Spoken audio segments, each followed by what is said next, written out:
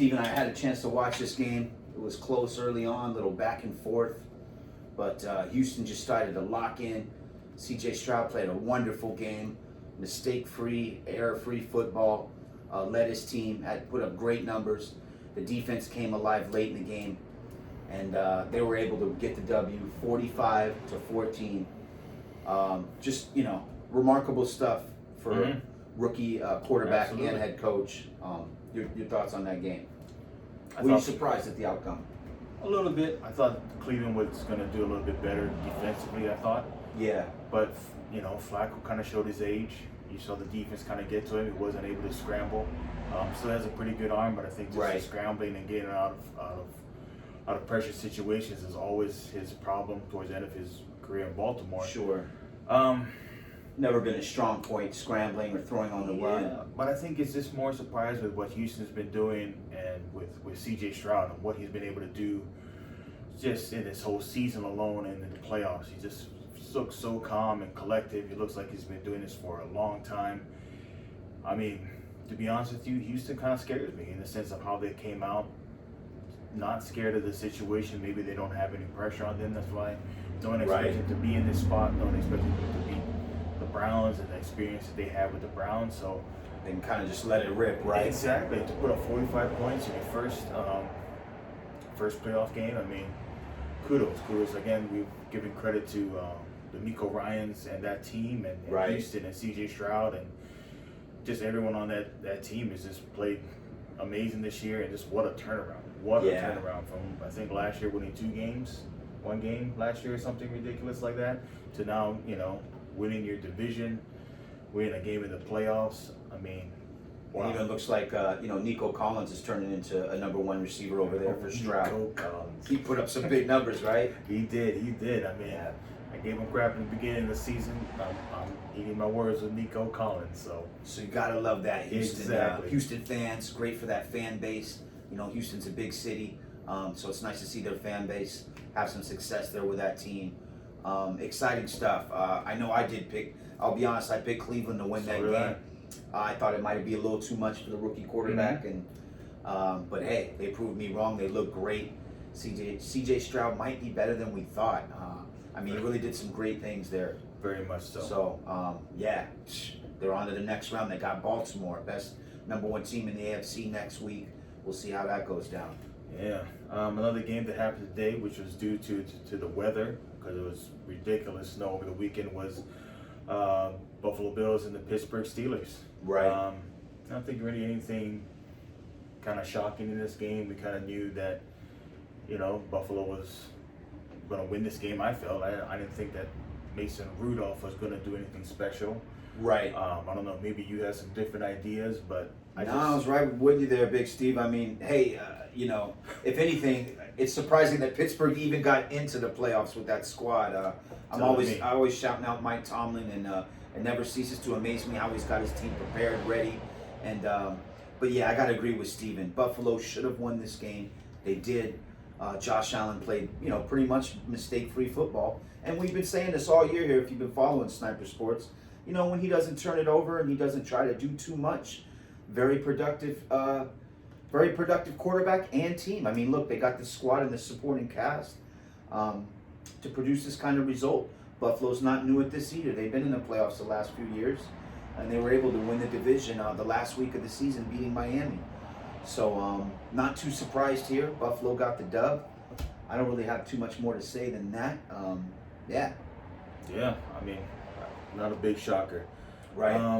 I think the game we were all expecting it to be a good one, and it was. You're looking at the Detroit Lions versus the Green Bay Packers. How did you like that one? What did you think about that game? Actually, Detroit and the Rams, you meant? I think you meant the Rams? Yes. I'm sorry. That's all right. Yeah, Matt Stafford, Jared Goff, the two quarterbacks that were traded for one another just a few years ago. This game, Steven, kind of went the way as I would expect it to. I thought it would be a really close game. I thought nobody would have more motivation to win this game than Jared Goff, right? As he kind of got ridiculed early in his career. He was the problem in LA, couldn't get it done. They traded him for Stafford. Stafford wins the Super Bowl his first year in LA there with McVay. So with that being said, you got to think that, this game wasn't as big to anybody but Jared Goff, and he looked good. He had the supporting cast there, Jahmyr Gibbs, David Montgomery. I think they both scored. It was a back and forth game, and Detroit having that home field advantage seemed to be the difference in this one. They win 24-23. Good game. Stafford played a pretty good game, even though they came up short, didn't turn it over. And happy for that fan base also. Detroit's had a lot of tough years. And I'll tell you this, whoever's in Detroit drafting the players, they're sure picking them right.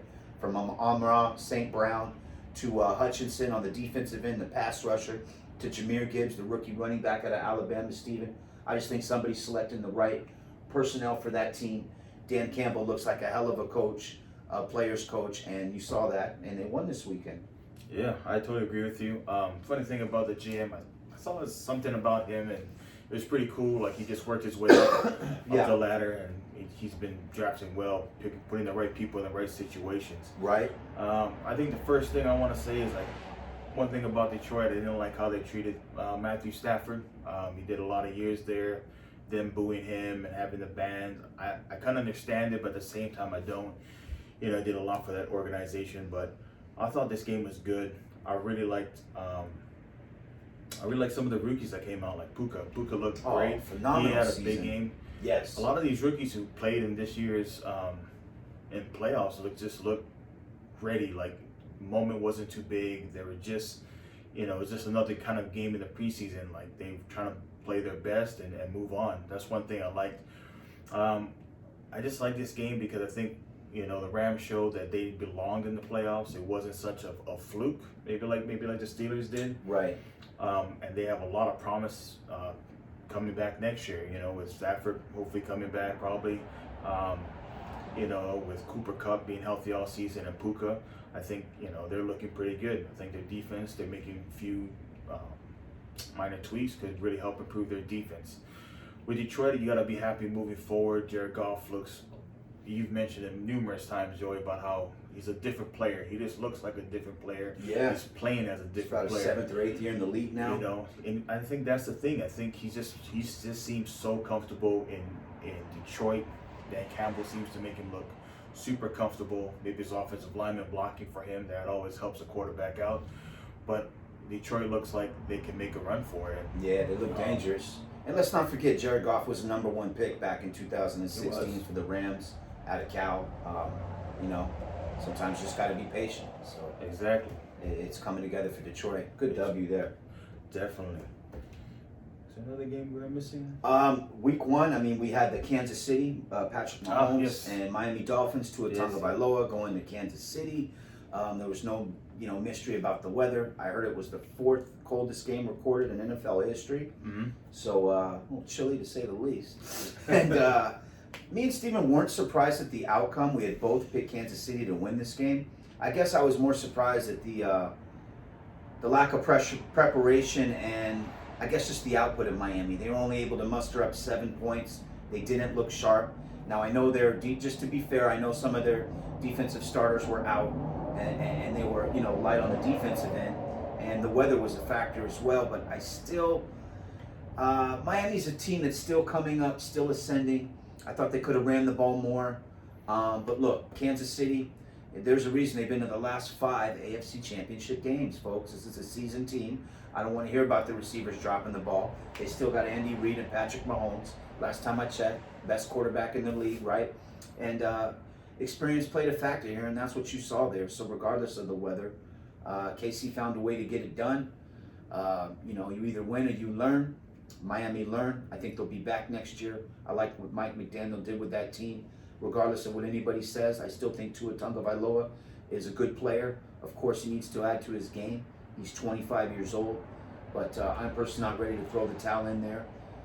He still led the league in passing, and he was also the quarterback that got the ball out of his hands quicker. I think it was like 2.2 seconds this year, which they used to praise Tom Brady for.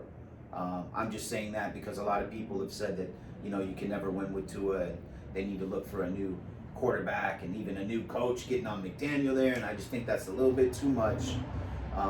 So, hey, hats off to KC. They advanced to the next round. Yeah, I think for me the takeaway this week was the criticism on Tua. not getting it done. Maybe he's the weakest link. Maybe he just doesn't get it done. It just gets on my nerves because I hear with every other quarterback sometimes, as you know, you talk about with Josh Allen or Justin Herbert. Not taking anything away from these guys, but they're always given time to. Oh well, you know, they did play this game, but their receiver, it's always someone else. It's never their fault, but with Tua, it's always his fault. His inabilities to, you know, to make the deep throws, to the strength of his arm. You know, he's too small. He's not big. He's not this. You know, he came back from an injury. This is his first full season playing. This is Mike McDaniel's first season really coaching and being a head coach and understanding what he needs to do. You know, you're looking at another game that was played tonight and like how their offensive coordinator changed and just how it was just different. There's a different way you have to call games in NFL. Just have to look at it and just look at how things are being called. Their defense was bad.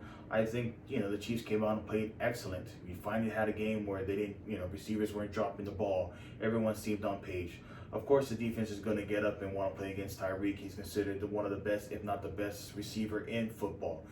I'm just saying there's a lot of things happening on with the Dolphins. It's their first playoff game. Let's just kind of relax and take a minute to breathe with all of this because there's other quarterbacks who have done this and still not had any success. So let's just pump our brakes. Let's just, you know, take a minute and reflect and look at the not put it all on Tua, you know. Yeah. Everybody's just, oh, it's Tua's fault. It's Tua's fault. So, yeah, it's kind of irritating to be honest, Joey. So, I agree with you, Steven. Hey, there's 2 more games this first week, but we're going to save that for our next segment. Stay tuned, and we're going to go ahead and recap those games. Sniper Sports, live from the 808. Yep. See ya.